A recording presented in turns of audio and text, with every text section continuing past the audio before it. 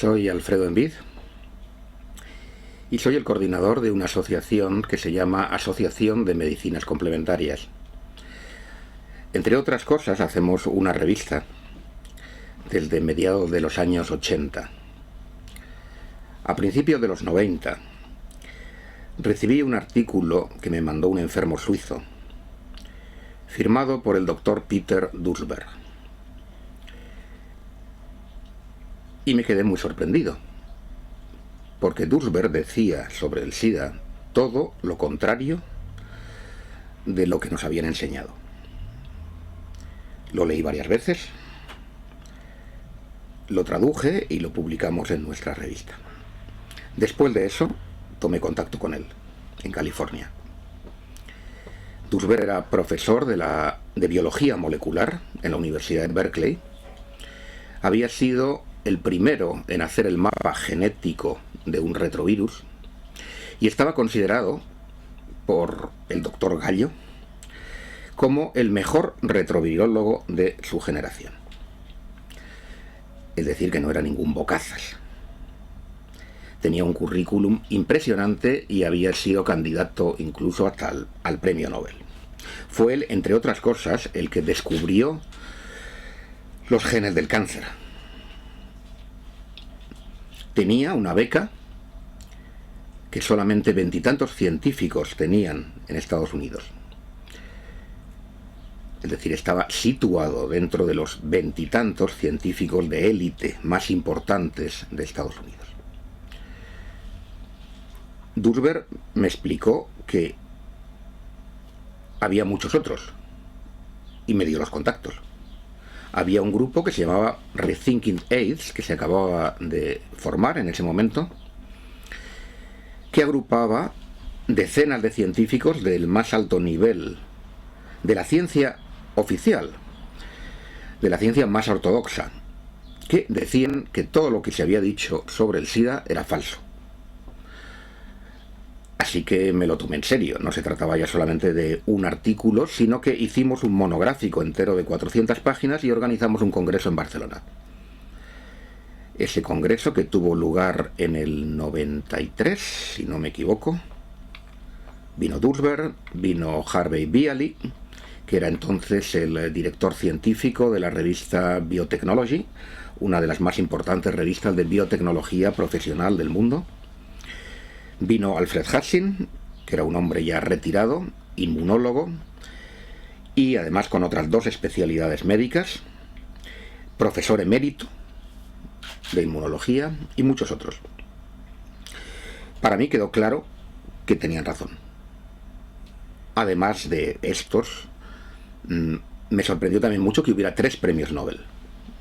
Y me sorprendió mucho de que no nos hubiéramos enterado ninguno de que había 3 premios Nobel y decenas de científicos cuestionando la hipótesis oficial. Eso ya de por sí debe invitaros, a los que estáis viendo esto, a poner un punto de interrogación en lo que es el dogma del SIDA. Implica que hay una censura en la ciencia. De hecho, esa censura, muchos de estos científicos la han vivido.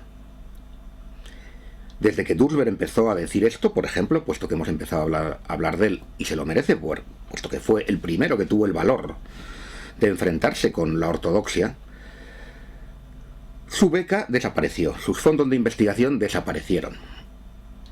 Le quitaron hasta la secretaria. Y sufrió las consecuencias de decir la verdad y de ser honesto. Como anécdota, un colaborador suyo, Stroman, que era otro biólogo molecular muy prestigioso en la Universidad de Berkeley, cuando se jubiló en los años 90, dijo: señores, dijo y lo escribió, Duesberg y todos los que dicen que el virus del SIDA no causa el SIDA tienen razón, pero he esperado a jubilarme para que no me pase lo mismo que a él. Y añadió: muchos de nosotros, refiriéndose al resto de los biólogos de primera línea, pensamos lo mismo.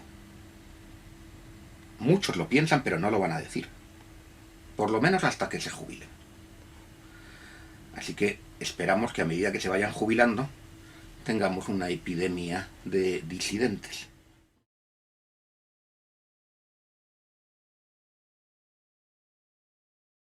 En realidad, todo el mundo piensa que esta cuestión del SIDA empezó en los años 80. A mi juicio empezó mucho antes.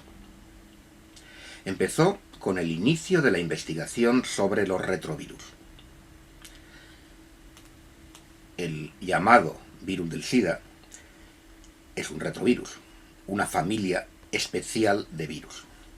La investigación masiva sobre ese tipo de virus empezó en 1971. ¿Por qué? Porque de pronto un montón de científicos se dedican a investigar sobre una particular familia de retrovirus que hasta ahora no había recibido prácticamente ningún interés. Esa es una pregunta. La respuesta para mí está clara, y para cualquiera que tenga sentido común, porque hay dinero de por medio, porque alguien paga esas investigaciones. ¿Y quién las paga? Pues muy sencillo. En 1971, la situación en Estados Unidos era que estaban perdiendo la guerra de Vietnam. Nixon lanzó una campaña para vencer al cáncer, porque el cáncer estaba aumentando y la gente tenía miedo. Naturalmente, consiguió los fondos. Así que los fondos fueron a su campaña para vencer al cáncer. Bueno, hasta aquí todo parece muy bien. Pero cuando se ve la letra pequeña, resulta que todo el dinero iba a ir para demostrar que un retrovirus causaba el cáncer. Es decir, para culpar a los virus o alguna familia de virus de el aumento del cáncer y de la responsabilidad del cáncer. Esto es incuestionable, son hechos históricos de la investigación científica. ¿Por qué se escogió los retrovirus? ¿Por qué no otros? Ese es un punto clave. Los retrovirus no matan a las células que infectan. Para que un virus cause el cáncer, la primera condición es que no mate a la célula. Si un virus se mete en una célula y la mata, ya no hay cáncer. Por lo tanto, por ese motivo se escogieron a los retrovirus. ¿Y qué sentido tenía dedicar todo el dinero a esto? Pregúntenselo. Tenía un sentido muy sencillo. Las investigaciones que apuntaban como origen del aumento del cáncer, al aumento de la contaminación radiactiva y al aumento de la contaminación química eran cada vez más evidentes y, por supuesto, más incómodas para la industria. Así que había que desviar la atención. ¿Cuál es la forma de desviar la atención? Si investigas en que el cáncer es causado por la radioactividad o por la contaminación química, no vas a tener ni $1. Si investigas sobre los retrovirus, que es lo que nosotros queremos, tienes todo el dinero del mundo. Es perfecto. Desgraciadamente la ciencia funciona así, desde hace ya muchos años. Así que hubo un parón total en la investigación de los orígenes medioambientales del cáncer. Y decenas y centenares de científicos se dedicaron a gastarse el dinero, ese maná financiero que se les daba, para demostrar que el cáncer era causado por un virus. Estábamos en 1971, llegamos a 1980 y empiezan a aparecer en los años 80 los primeros casos que se etiquetan de SIDA. ¿Se había descubierto la causa del cáncer? ¿Se había descubierto que un virus fuera la causa del cáncer? No. ¿Se había curado el cáncer? No. Todo el programa, todo ese dinero, había sido tirado a la basura, desde el punto de vista de los pacientes. Desde luego, desde el punto de vista de los intereses industriales, no. Aparecen los primeros casos, que son todos enfermedades antiguas, sarcomas de Kaposi, neumonías, por neumocistis. Y los Centros de Control de Enfermedades de Atlanta se frotan las manos. Y toda la investigación y todo el complejo industrial que se había dedicado a la investigación de los retrovirus como posibles causas del cáncer se reconvierte al SIDA.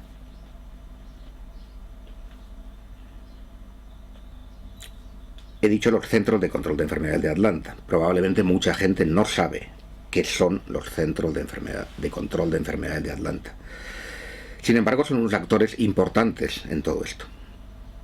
Y en toda cuestión sanitaria a nivel planetario. En realidad vienen desde el siglo XIX sus orígenes. Sus orígenes están en la Marina de los Estados Unidos. Los Centros de Control de Enfermedades de Atlanta deciden a nivel planetario sobre la salud mundial.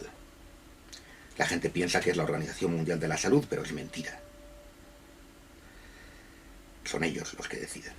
Tienen en sus antecedentes el haber organizado fraudes de epidemias desde principios de siglo. En el tema del SIDA han jugado un papel crucial. Los Centros de Control de Enfermedades de Atlanta además tienen una división secreta que es el Servicio de Inteligencia de Epidemias. Es una especie de CIA médica. Es importante conocerlo. También han jugado un papel importante, especialmente en el SIDA en el tercer mundo. En África, por ejemplo, las máximas autoridades de la Organización Mundial de la Salud en 1984, en Ginebra, reconocían que no había ninguna epidemia, que no había ningún problema. Meses más tarde, había una pandemia. Otra cuestión que hay que preguntarse: ¿cómo es posible que en cuestión de meses la opinión de la Organización Mundial de la Salud cambie? La respuesta es muy sencilla. Cambiaron a los responsables. Los cambiaron por agentes de los Centros de Control de Enfermedades de Atlanta. Eso en nuestras publicaciones está dicho con nombres y apellidos, fechas, frases, etc. En África se organizó, por ejemplo, McCormick, que no solamente pertenecía a los Centros de Control de Enfermedades de Atlanta, sino también al Servicio de Inteligencia de Epidemias, a su división secreta, organizó una reunión en Bangui, en la República Centroafricana, donde convenció, díchose de otra forma, obligó a los africanos a que reconocieran un tipo de diagnóstico especial para África. Porque el SIDA no se diagnostica igual en una parte del mundo, aquí, que en otra, África, por ejemplo.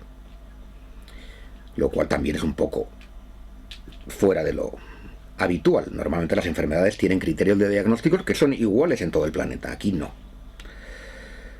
En África puede ser negro, tener diarrea durante un mes, adelgazamiento y tos, y por definición tienes SIDA, sin ningún test. Así se construyó la pandemia. Hemos publicado en español los textos que hacen esa redefinición. Los textos de la Organización Mundial de la Salud, boletines epidemiológicos, página tal, número tal. Eso está a disposición de todo el mundo y está en nuestra web además. ¿Qué supone esto? Esto supone reconvertir las enfermedades endémicas, las enfermedades ligadas a la pobreza, tuberculosis, malaria, desnutrición, y renombrarlas como SIDA.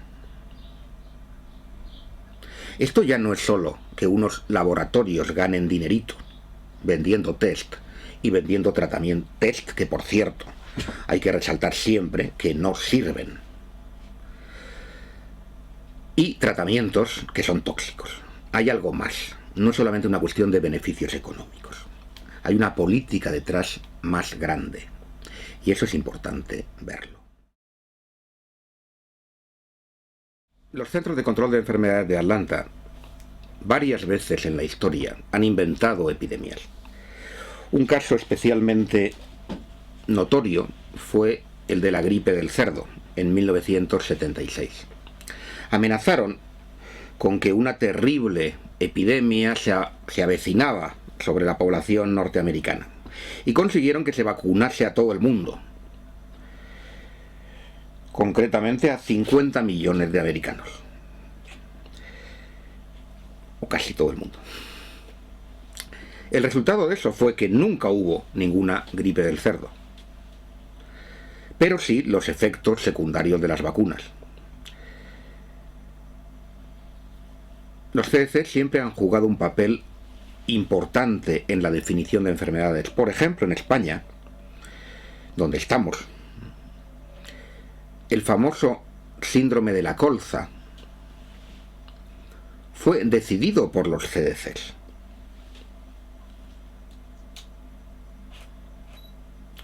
En realidad no era el aceite, era un pesticida de la multinacional Bayer el que había provocado la catástrofe, con miles de muertos y decenas de miles de enfermos crónicos de por vida. Cuando llegaron los CDCs, quitaron todas las comisiones que había, que investigaban en otras líneas, que no fueran la del aceite, y decidieron que era el aceite. Y con eso nos quedamos. Es un ejemplo nacional, local, que da idea de la extensión del poder que tienen.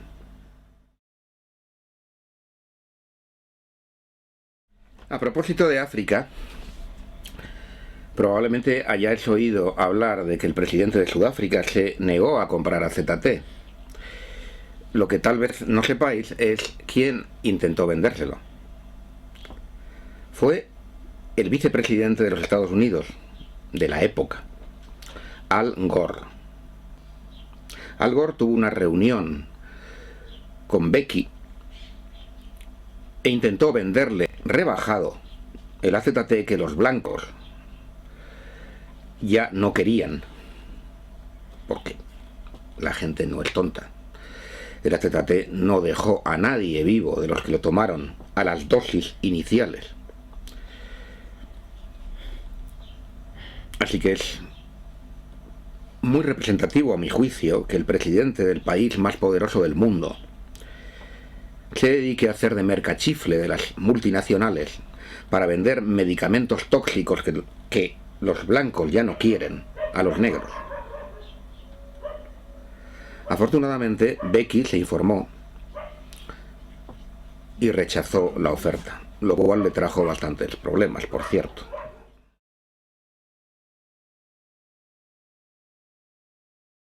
SIDA quiere decir síndrome de inmunodeficiencia adquirido. Eso es lo que quiere decir SIDA. ¿Por qué puede ser adquirido? Pues mirad, antes de que se le atribuyera un virus, se sabía que había un síndrome de inmunodeficiencia nutricional adquirido. Era el SINA, que padecían los países pobres por no tomar suficientes proteínas. Si no tomas suficientes proteínas, si además tienes infecciones constantes, entre otras cosas porque no tienes acceso al agua limpia, tienes un síndrome de inmunodeficiencia adquirido. Toda la gente que tomó AZT en la primera época tuvo un síndrome de inmunodeficiencia adquirido por tomar una droga tóxica e inmunosupresora a dosis altas, que era el AZT, que se había rechazado incluso para el tratamiento del cáncer, porque era demasiado tóxica, con cuentagotas. Pero a los enfermos de SIDA o a los seropositivos de la época se les podía dar con el grifo abierto. Ahí tienes otro síndrome de inmunodeficiencia adquirida. En Chernobyl se habla del SIDA de Chernobyl. La contaminación radiactiva produce inmunodeficiencia, entre otras cosas, no solo cánceres. Los soldados que volvieron de Vietnam, que habían sido contaminados con el agente naranja, y los propios vietnamitas tuvieron inmunodeficiencias, porque las dioxinas que contenía el agente naranja producen inmunodeficiencia. Todos esos son síndromes de inmunodeficiencias adquiridas. El SIDA ha existido siempre. Los heroinómanos, los cocainómanos, que toman drogas duras, y no solo inyectadas, sino también inhaladas, tienen y han tenido siempre síndromes de inmunodeficiencia. Si tú tomas mezclas de drogas, no duermes, no comes bien, tu sistema inmunitario acabará claudicando, tarde o temprano, y tendrás una inmunodeficiencia. Tú y yo y cualquiera. ¿Y los homosexuales?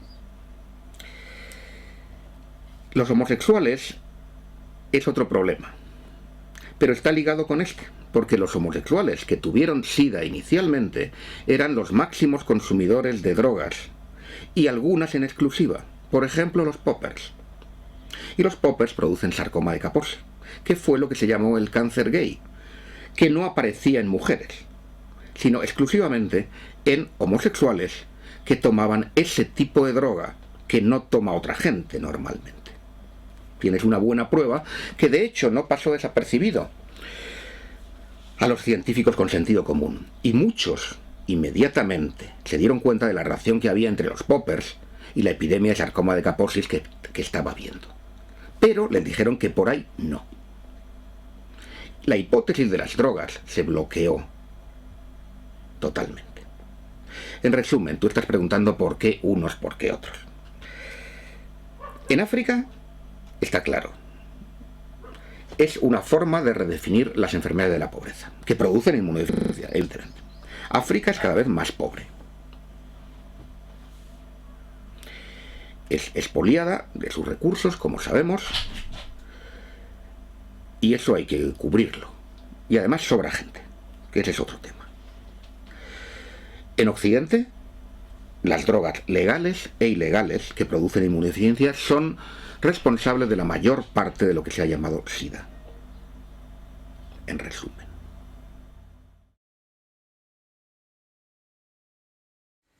La medicación ha ido evolucionando. Los primeros medicamentos, el primer medicamento fue el AZT. El AZT era quimioterapia para el cáncer, y así lo sacó el laboratorio Burroughs Wellcome, 30 años de que empezara a usarse para el SIDA. Entonces se consideró, no se le dio la autorización, porque era súper tóxico. Cualquier quimioterapia para el cáncer, todo el mundo sabe que es tóxica. El sistema inmunitario se va a la porra, los glóbulos rojos se van a la porra y tienes anemia, la mucosa intestinal se destruye, etcétera, etcétera. Pero este era todavía más, así que no se aceptó. Ni siquiera como se da la quimioterapia no se da en continuo.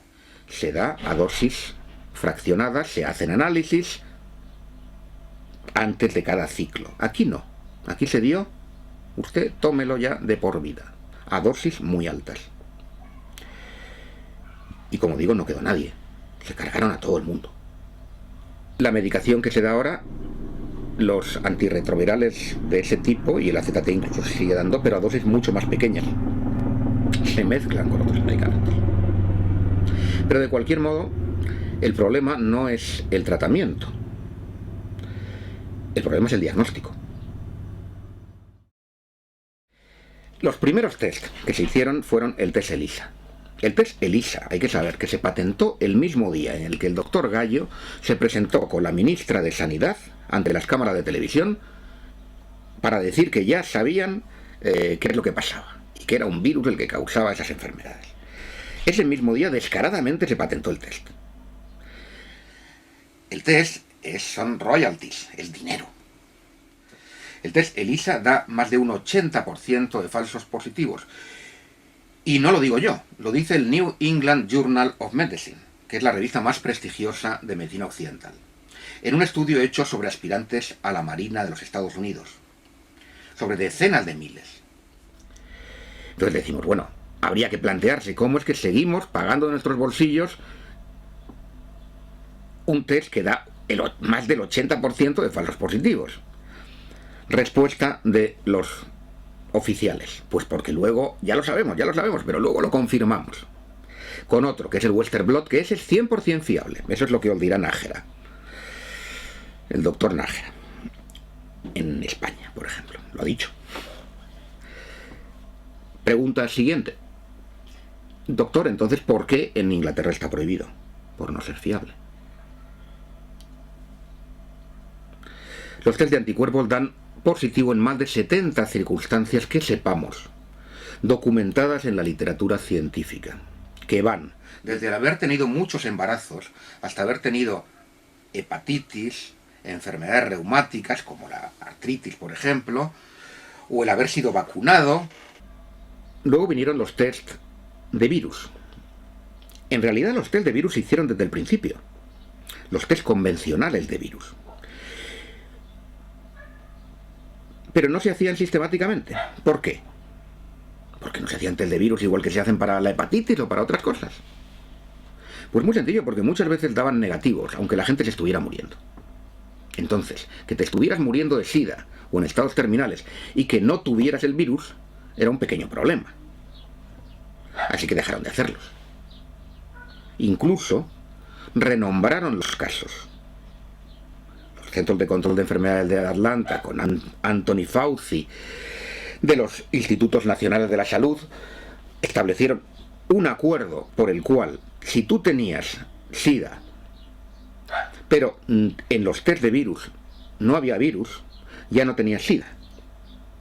Tenías linfocitopenia idiopática de los CD4. Esto que suena tan bonito simplemente quiere decir que no tenían ni idea de por qué los linfocitos CD4 habían bajado. Y se quitaron el problema en medio. Luego vinieron los test de carga viral. Desgraciadamente los test y empezaron a encontrar virus por todas partes. Desgraciadamente los test de carga viral se basan en la PCR, la reacción en cadena polimerasa. Esa técnica fue inventada por Kary Mullis. Le dieron el premio Nobel de Química por eso, en los años 90. Y Kary Mullis desde el principio dijo que su técnica no servía para contar virus. Hemos publicado artículos de Kary Mullis. En el libro hay una entrevista que le hicimos cuando vino a Madrid. Y entonces, bueno, se plantea la cuestión. Usted que me está viendo no es científico, yo tampoco. Pero tenemos sentido común.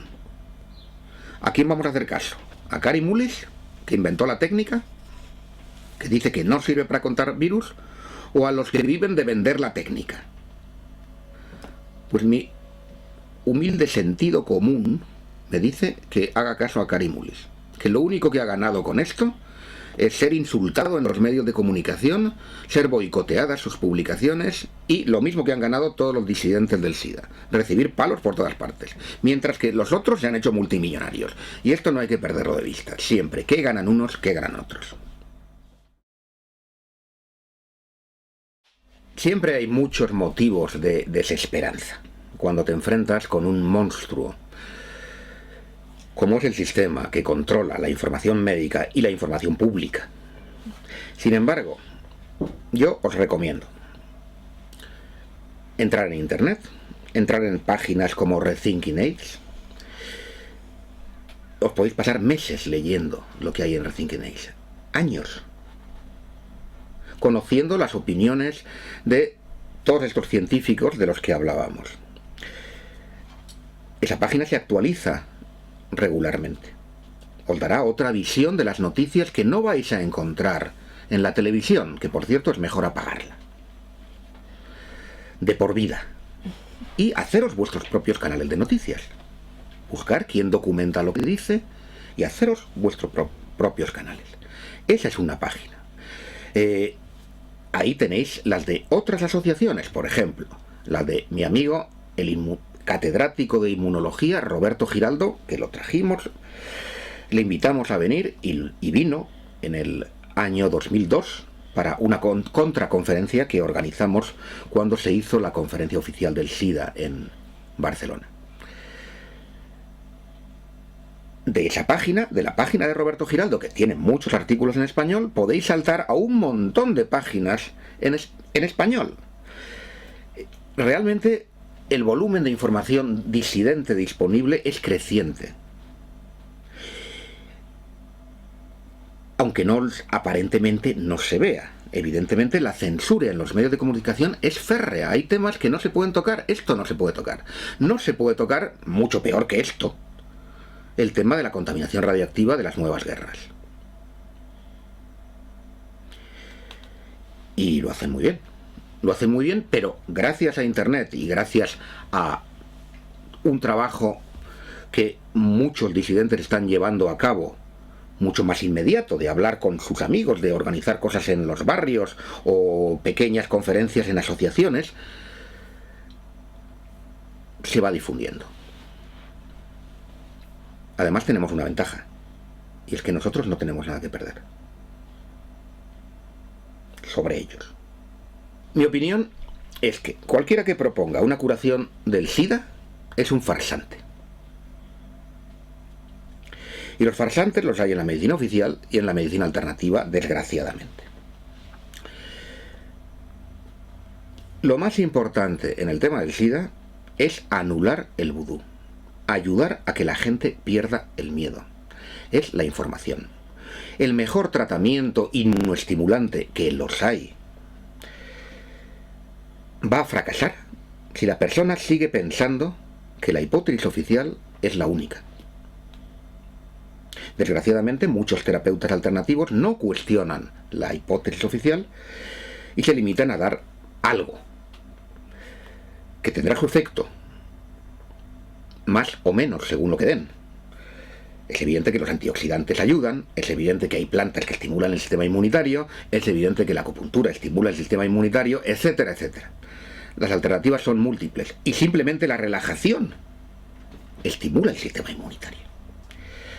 Pero si no tienen el valor de hacer lo que deben hacer,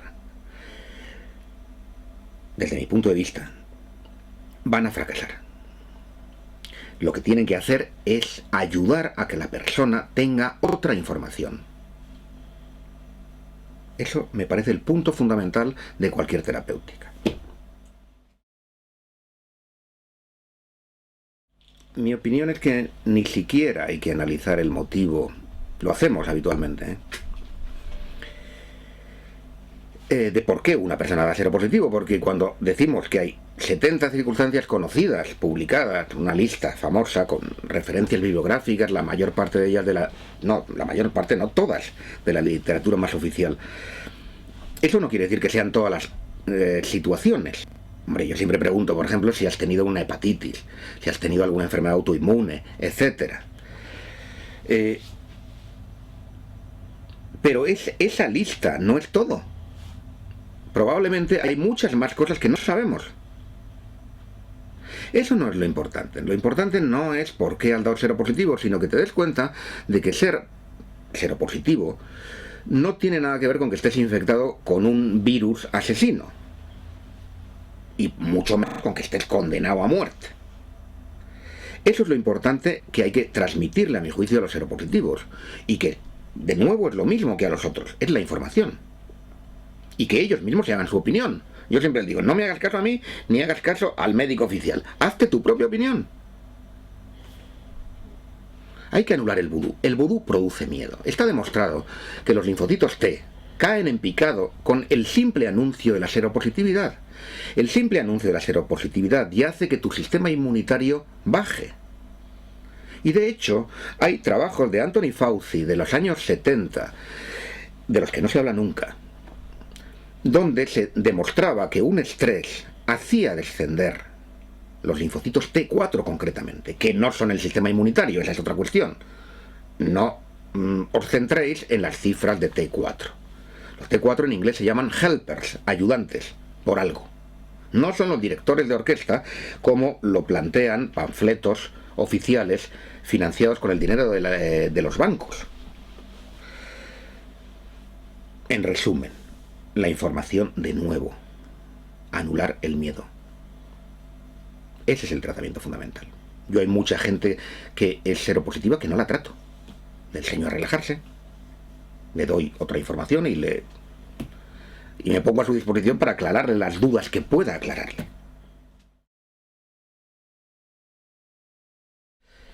Cuando organizamos la contraconferencia a la conferencia oficial de Barcelona en el 2002, conseguí la lista de las asociaciones que sponsorizaban la conferencia. Esto es importante, porque quien paga tiene algún interés en la conferencia oficial. Nos encontramos los habituales laboratorios farmacéuticos, muchos de ellos ligados a la industria del SIDA.